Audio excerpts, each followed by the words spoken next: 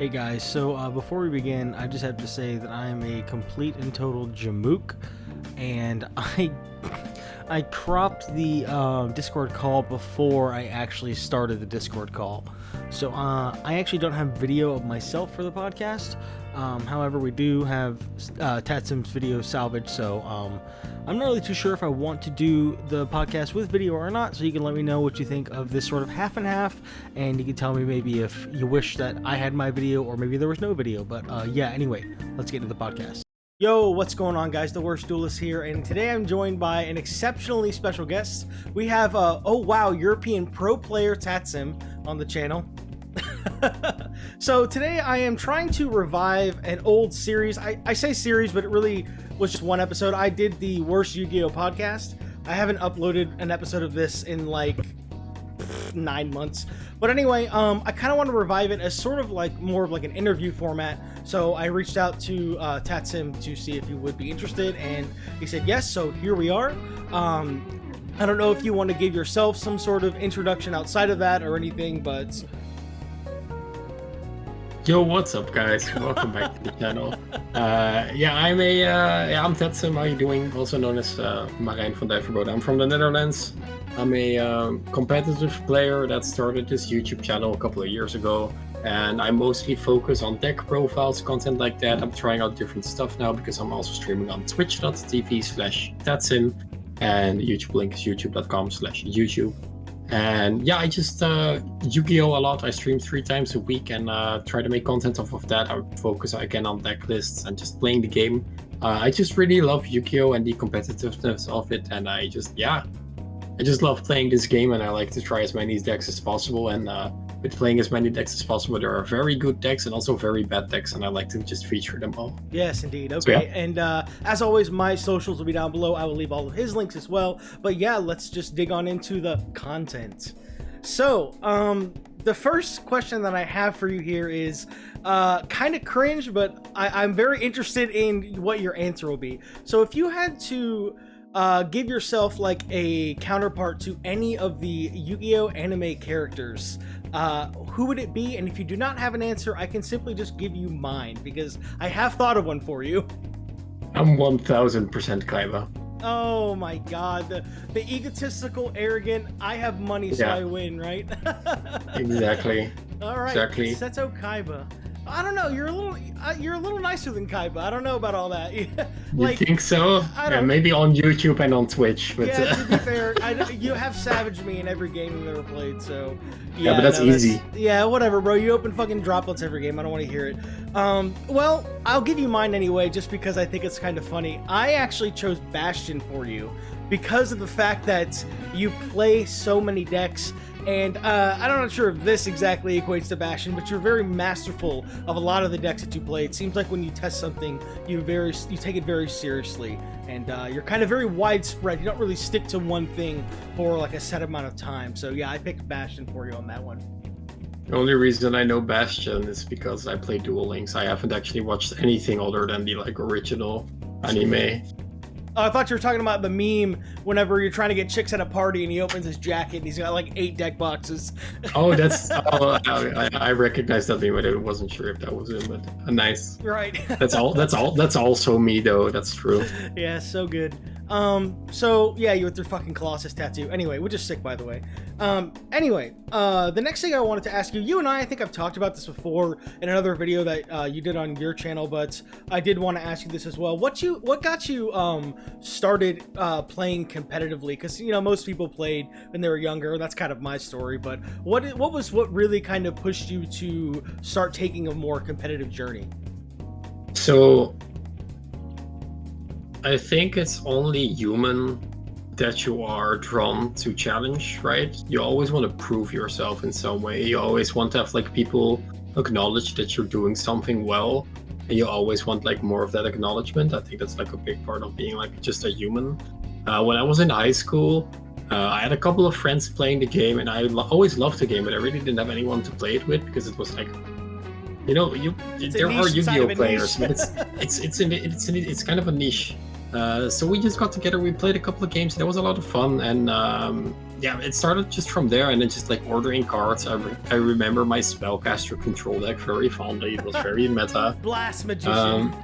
And at a certain point, there were locals, and that only invited more challenge. Like it was just like your first locals, and you're doing like alpha. You're like, okay, yeah, let's do this every week. We're back every week playing this, and we're gonna improve and buy new cards. And then there's always that one player that's better than you, and that always wins the local, and you're only like naturally drawn to, I want to beat this guy. That's the goal. And we all had that as a friend group, so that really motivated all of us. We all wanted to improve, and we all helped each other improving by buying new cards, buying new decks, checking out the game, eventually traveling to other events as well.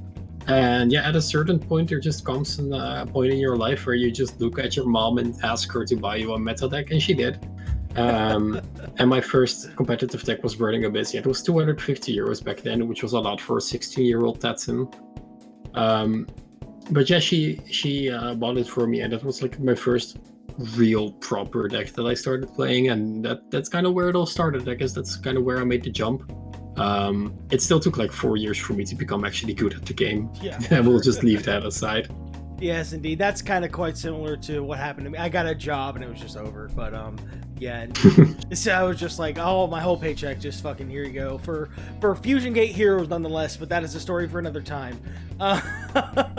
Something that I actually was kind of just more personally intrigued about was, what are your other interests? Do you have any other hobbies outside of Yu-Gi-Oh? Because I definitely have a long laundry list of things that I like to do outside of Yu-Gi-Oh, but I never really asked you about this. All of our conversations have been very honed into the TCG.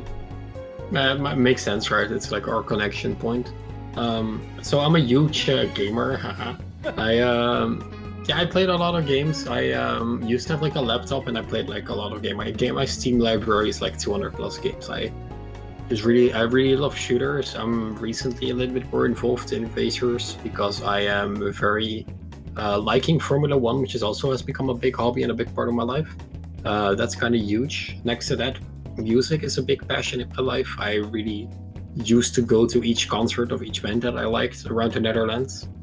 Basically that, but right now it's very 75% Yu-Gi-Oh, 25% the rest, kind of divided. Right, yeah, no, I feel like that kind of just ends up happening whenever you take the road of content creation indefinitely. You just kind of end up putting a lot of stuff off to the side. Like, I mean, I played guitar for like 9 years, and my guitar sat missing strings for like almost 6 months now. I just restringed it yesterday. So yeah, that just goes to show that like where all of my priorities lie. But honestly, I wouldn't take you for someone that is into sort of like anything like Gran Turismo or Forza or anything like that. I would just, at face value, just looking at you, I wouldn't think that. I look at you and I think you play an instrument of some kind. Yeah, I can play guitar, but it's really not my passion. I would love to do that, but I'm just not like... I don't know. It's very difficult to invest that much time in something if you're not naturally drawn to it, and which is why I spent a lot of time in Yu-Gi-Oh, because it was just my childhood, and I really always just loved it. I always wanted to play it, but like guitar is something that I want to do now, but it's just difficult to do that. But yeah, Formula 1 is... I don't really know what brought me into that. Like, it was just like my friend Suffer also watches it, and my girlfriend now watches it, and my other friends watched it. And it just sort of happened. I just started picking on it and liking it, and now it's just every race I'm free, and I have like my own simulation set up as well. It's all kind of nice. That's pretty cool. It's pretty cool for sure. Yeah, indeed, indefinitely. So here I have a couple just like really dumb questions, but I feel like this is something that would like get spammed in like a live stream chat. So it's just like 4 things I'm just gonna get out of the way. So hopefully no one ever asks you this ever again. Tatsym, what kind of sleeves do you use? Ultra Pro. Oh, purple, really? Exclusively, yeah. Yucky. I have a... What the fuck do you mean? I just have like a case. And each time this is empty, I just buy another one. Yeah, I do the same thing. I just buy the whole display. Alright, so my hands are very soft for some reason. Even though I work at a bar, I cannot use dragon shields. They hurt my hands. I'm not even joking. It's actually very uncomfortable to shuffle dragon shields. I like KMC, but after shuffling them for like 2 locals, they're broken. So that's also awful. Corners bending shit. Also hyper expensive. So I just went for Ultra Pro. They are very reliant, very resistant. They are cheap. That's the There's big a lot thing. of them, and you can just buy a case and use that. And honestly, I just started doing this once for every deck, and I just like using the Ultra Pro. It's a good brand, it's reliable, it doesn't break that often. Why no double sleeving? Because, The pain, it's a fucking pain bro, in the ass. tiny hands. I'm not playing Magic, bro. I'm good. Exactly. I've tried my hand in Magic. I'm good on the fucking big fat brick, indeed. Yeah. Indeed. Okay, so what kind of deck box do you use, Ultra Pro? And this is Ultimate Guard, Ultimate Guard, Ultimate yeah. Guard, Ultimate Guard. Yeah. Then we have the World Championship qualifier. Over there in the corner, you can just barely see it. I think you can see it better. Yeah, you can see it better on your webcam. But over there on my stream, you can see an Ultimate Guard bag. All right, yeah, definitely. Yeah. Ultimate Guard is definitely king for sure. This is my Ultimate Guard Tuxedo skin. This is my second Ultimate Guard Tuxedo skin. Damn, those Ultimate are Guard. stacked. Yeah, bro, this is like deck binder and core material. Yeah, bro, so, those very are nice. grim. That's so funny because that was actually my next question was what binder you use, but Ultimate Guard, the brand loyalty. Ultimate folks. Guard. No, promo, Ultimate promo Guard. code, yeah. That's it. They also low-key have very nice sleeves. I cannot get like a consistent way of getting the same ones. I've always felt like Ultimate Guard is just like better Ultra Pro. It's very similar, at least like the standard ones Yeah. are the katanas. But Ultra Pro has improved a lot over the years. Really, when I started, this was like the shit brand, but now it's solid. they're literally the biggest brand for TCG accessories, and beyond that, but too, a few other they stuff. But, branded, and now it's actually very nice. yeah, indeed. So, And the last question was Matt. Well, kind of. I mean, obviously, the swift plug. Go ahead, but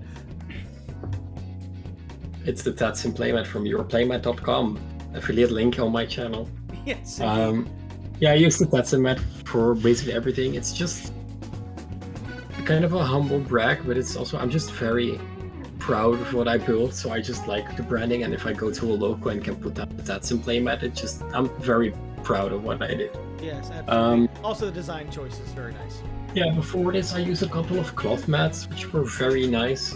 But yeah, basically that. Yes, indeed, the Your Playmat. Okay. So now we have a bit more of a juicier topic to go on. I wanted to ask you, and I'm sure that you may have already touched on this on your channel, but how did the Remote YCS go? I did see your placing, but overall, I'd like you to talk about the experience and really just the reflections of the current metagame and possibly what will happen to it going forward, and your choices and just pretty much the entirety of your experience. If the same event were to happen next weekend, I think I would not participate. Oh, I see. Actually, maybe I will, just because I want to improve. So I got 88th place. I went X3, which is like not good because it's not top good. Yes, indeed. So my day started Saturday. I just started at the beginning. I won a VIP qualifier, so I had 2 rounds to buy. So that was really funny. So I woke up at 11 because they were starting at 10, and I'm like, if I wake up at 11, I'll kind of like see where they are at and then see if I can sleep more. Woke up at 11, looked at my phone, checked the Discord, put the phone, set a new alarm on 12 o'clock. I was like, I'm gonna go sleep another hour.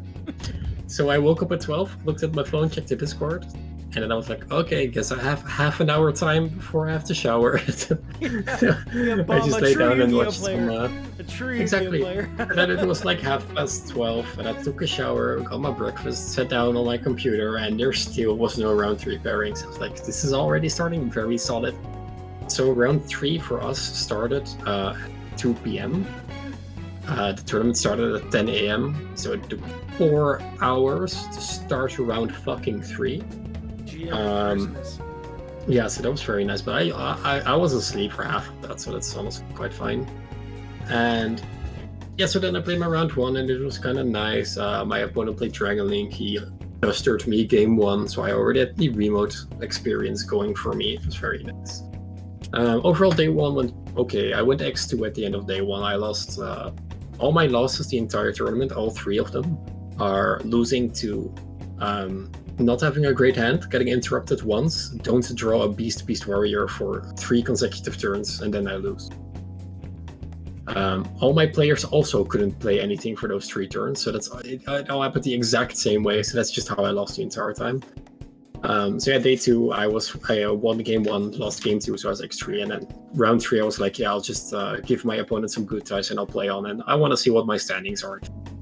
So I got 88th, which is top 100, which is worth exactly nothing. Yes, indeed. Still, overall, not bad, yeah. I can't really complain. There was a lot of waiting, but there's always a lot of waiting. It's just different waiting because you're at your house. But I liked it. Raid and Trade was our organization, and they did an exceptional job. They're amazing. The server was magic. It worked really, really well. They were really nice, really helpful. The judges were okay. I had some bad experiences with them this event, but I'm not pretty sure where to pin that on, so I'm just gonna rate them 5 out of 10 for this event. Yikes. Yeah, I can talk about that after, but and yeah, my deck was fine. My opponents were all really nice, actually. I did not have a single bad experience. It was very nice. I cleaned my room up and showered for a long time, so it was nice. Indeed. So I thought 100% for sure that you would play Tritron. So it actually quite surprised me that you went with Tri. Did you play Zoo or just Tri? Great Cats, Tri Brigade. Oh, with the Rescue Cat stuff. Okay. Yeah. Nice. Tritron's a good deck, but I'm just scared of hand traps, and I figured that deck will never do well, and then it topped multiple times. Yeah. Nice. Sick call, bro. But Exactly. I think from the NA event, it was majority Tri was in the top cut, correct? I think. Yeah, I hear as well. There were the biggest part of this entire event was Tri Brigade. It's actually quite shocking to me because a lot of the time I feel like when I play against that deck, it's just mostly free, but it could just be my opponent, so I'm not really... Literally, Zara said the same, and I 6-0'd her, so if you want to go, we can go after this. Yeah, okay, maybe I'll just shut my mouth and collect more data on that one, indeed.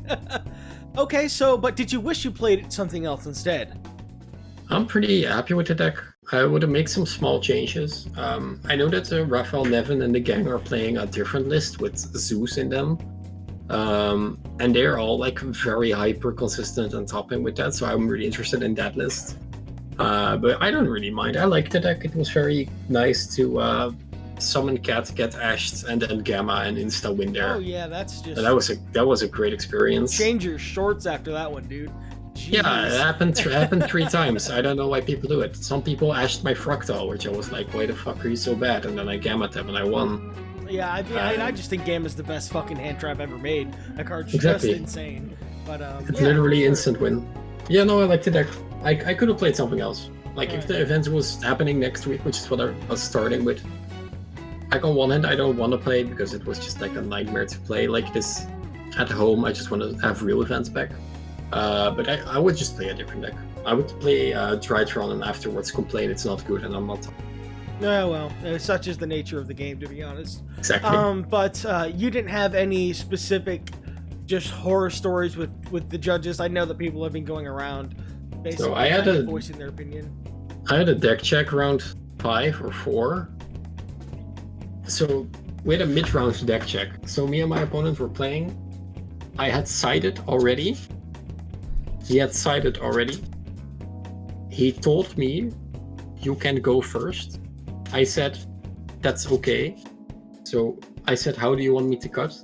He said, just to half and then the top 28 or something, you know, something normal. Very obnoxious, yeah. Yeah, and then I drew my hand and I saw my hand. And then the judge said to me, you have a mid-round deck check. And I was like, What? Yeah, excuse me? you're too late. So We the just judge begun says, our game, yeah. please collect your decks and I will move you to the room. And I was like, this is kind of weird. We're already started. And it's like, no, you have a deck check. Mulligan, Okay, I so then- guess? The first so then recorded mulligan? I was put in a room and I was sitting there for a minute without someone there. So, bro, if I sided out bad, I could have just like grabbed my side deck because my camera wasn't on anyway. I could have just like, Yeah, that's pretty suspect. what the fuck? What is this mid-round deck check? It makes no sense. We were already starting, so yeah, I didn't do anything. So after that, the game's just fine, and we just started, and I destroyed my opponent, but it was just so weird. Like, yeah, that's like they at least from my experience on like the regional level, they will always come up to you as soon as everyone is seated, and they will pull as soon you as aside. as soon as you present your deck, it's fine to go for like a mid-round deck check. Those are fine, but as soon as you present your deck, you stop the players. But I presented my deck. We got the deck. He said you can go first, and I was like, now you're doing the deck. And you drew your hand, so it just like drastically alters the outcome of the game. Just completely, you're playing a different set at that point. That's insane. It's okay. I didn't draw anti-spell on that hand, but I did on the other game, so I'm happy. Yeah, right. Indeed. Yeah, I actually got a huge benefit from it. It's actually insane. Yeah, that's ridiculous. That poor guy, fucking get wrecked indubitably. So you really got nothing else to say on the event? I mean, it seems like you mostly covered it, so. I guess those rulings were awkward. They were doing that. Yeah, a lot of stuff that's floating around, yeah. That's just Konami Japan and Konami EU messing up together. Yes. Just really funny. But I guess that it's difficult to be a multi-billion-dollar company. Yeah, I imagine. just hire people. Jokingly. I would rate this event like a 6 out of 10. Yeah, that's unfortunate. It was an 8 out of 10 for fun with opponents, but a 6 out of 10 for like everything overall else. Experience and organization. And yeah, I would say that those 6 points only go to rate and trade for organization. Not even to the big boys. That's so funny.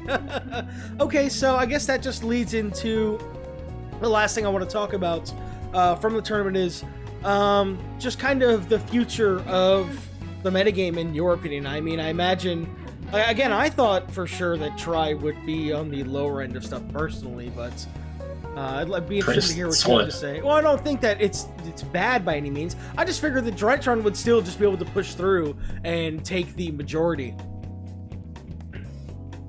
Drytron's bad. Okay, calm down, buddy. You want to hear like best deck, or what you want to hear? I don't know. Just where do you think it's gonna go? I mean, there was a Dragon Link in there somewhere, at least on the NA side. So, for now, I'd say that Virtual World is the best format. Just because it doesn't get stopped as easy as the other decks. And imagine you're sitting there, you lost like a Dyro, and you open your hand, and it's like Bell Imperm, and you're like, yeah, I'm gonna kick this Tri-Brigade player's ass, and he's just normal Nyan activate Lulu. And you're suddenly out of this game. It's just really, really interesting. That deck is hyper solid, man.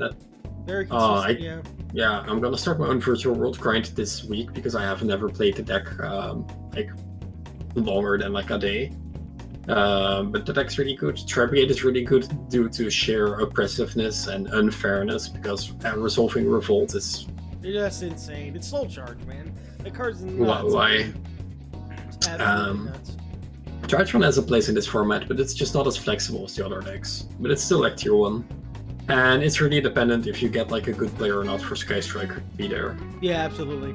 Yeah, 100%. That is definitely the defining factor with that list. You just have to just be masterful with it, to be honest. But yeah, no, I honestly definitely agree that Virtual World has got to be up there in some sort of top 3. I mean, that deck's Someone in my chat says Virtual World has too many consistency issues, which is a struggle, however, but it's not a struggle if your opponents can't play either. Yeah, I mean, that's the beauty of playing the deck, is like the engine is very like clear cut and tight in it, so your spots for everything else is just kind of just huge for the deck in general. Just everything else you can play for interaction wise. And it's not like all the other decks are that consistent, honestly. Like, Tri-Brigade is solid if you open the Fractal, but there are games where you just open Karas and you're just like, And I guess that happens a little less often than triple, double Lily, but yeah, I don't know. It's like someone said, like someone mentioned under the Sky Striker deck profile, all decks this format are bad, which is just very nice because it's kind of true. Yes, indeed, and like kind of when you look at it that way. That is kind of true. The format actually kind of sucks, but we play anyway because we love the game. No, the format's nice. Go play whatever you want, as long as it has 12 hand traps. Yeah, that's kind of, but that's also why I think it's bad. But that's a different topic to just discuss another time. So I actually wanted to leave just a little bit of room. We're not quite done yet. We're kind of over halfway, but I wanted to leave a little room. Is there anything you wanted to ask me? I mean, just figured maybe it's something I could throw out there. Is there any questions that you had for me, or just really anything you want to talk about? Did you play the YCS? Unfortunately not, just because... That's not unfortunate. I suppose I really wanted to, though. But I guess in retrospect, seeing as how everything went, you're right, it definitely is not. But I definitely did want to play just for a chance for just more exposure for myself, and also just personal best in general. But just lined up where I was going to be out of town that weekend anyway, so I didn't even bother with the VIP qualifiers and stuff. There's no way. Also, you know, especially in retrospect, sitting in front of my computer for 16 hours almost, that's... sheesh. That's something, man, for sure. I wish I did play, because I probably would have taken my bad dragon deck and saw how that went. Just something a little spicy, you know what I'm saying? Still in the lab with that, working that out. So I can ask anything, right? Sure, go ahead. Alright. How often does your hair go into your mouth? Because I have it happen all the time, and my hair isn't even that long. Constantly, perpetually, even all the time. I actually wear it up a lot of the time because of that, yeah, I want to do that too, but it's like not as long, but I'm getting there. Oh yeah, dude, you got the you also going. Just find hairs everywhere and think you're balding. I think this is like a huge issue. Yes, 100%. Like when I clean my living room, I'm just like, is there any on there still? Like, good God, I could fucking make another head of hair out of this. It's insane. Exactly, I have the same thing. Every time I showered, I just look like, what the fuck happened? You like have like a heart attack. When I washed my hair, and I'm like, what the hell was this? Yeah, it's bad, dude. It's definitely bad. That's so funny. I was not ready for that question.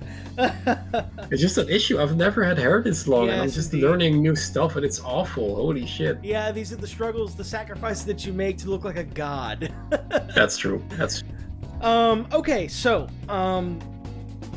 two more things. The first thing is, so I imagine that there's not really a ton for you to say on this, but I do want to ask, what's the future of the channel and just really content for you in general? I know you've moved to Twitch a lot, which is huge, to be honest, especially seeing as how that's turned out for you. But yeah, just the future of things for you as a content creator.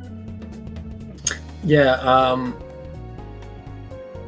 honestly, Twitch right now is the future. There are a couple of things I want for the channel. So I ideally, the next goal is just 10K. That's just how it works. I want my YouTube channel to go 10K.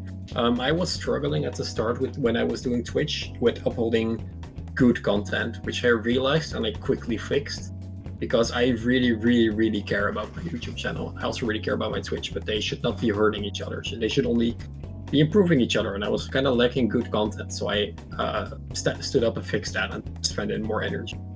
So the idea behind everything right now is just get to 10K and try to make a living out of it. And so far, Twitch has been a huge help, because everyone on my Twitch is fucking insane, and we are... So I'm only streaming for like a little more than 1.5 months, and we already have 1.2K followers, which is fucking insane. Yeah, that's nuts. My stream right now has 70 viewers, which is also... It's just like everything you know from Twitch that you can expect. Like, you have to build a community, you have to do this, you have to do that, and then you're gonna start streaming for 10 viewers, and it's not gonna be nice, and that's all just not happening. It's all just super blown out of proportion, and I'm super happy with it. Of course, I worked for it on my YouTube. Yes, 100%. You had an audience going into it, for sure. Yeah, there are a lot of people that look at my channel and say like, "Oh man, how did you improve so well?" But they forget that I work on everything I do the entire fucking week. I don't rest. Yeah. Same. Whenever I'm with friends, I'm on my socials too. I guess it's kind of work. I work with other content creators. I put in all the effort, and I work really hard. Whenever I'm at my work to make money, I'm also still doing YouTube stuff on the background. Whenever I have time, just because there's just so much to fucking do. Yeah, it's a job. So yeah, it kind of. I don't want to be like arrogant. It kind of makes sense why it's such a success, but I'm still blown out of the water because it's insane. So yeah, the future is just more Twitch right now. I want to try to find a series, because that's the only thing that my channel is lacking right now. I do a lot of good deck profiles, and people really love those, that they are getting a lot of views. But I don't have a series that they can consistently go back on. Yes, that's why. Like an identity almost. Yeah, no, not really. I have a good identity, but it's just like Simo is doing extremely well because he has a progression series, because he uploads a weekly thing and people watch it weekly. Yes, indeed. SEMO has like 3 different series now that are weekly. You want to know why? Because people come fucking back for them. They're all the same, Tatsym. Yeah. They are all the same, but like, it doesn't matter. It gets views. Who cares? It gets views. True, like honestly. So I want to find something original that's cool and that's fun to watch. But it's very difficult to find that niche, and I don't want to be a progression series or a sealed only series. That's all just death. It's beat to death. Crazy. There are some ideas that I had in the back of my mind, but I still have to find something original. But I'm sure I'll find on it, and if I don't, it's fine. Yes, indeed, absolutely.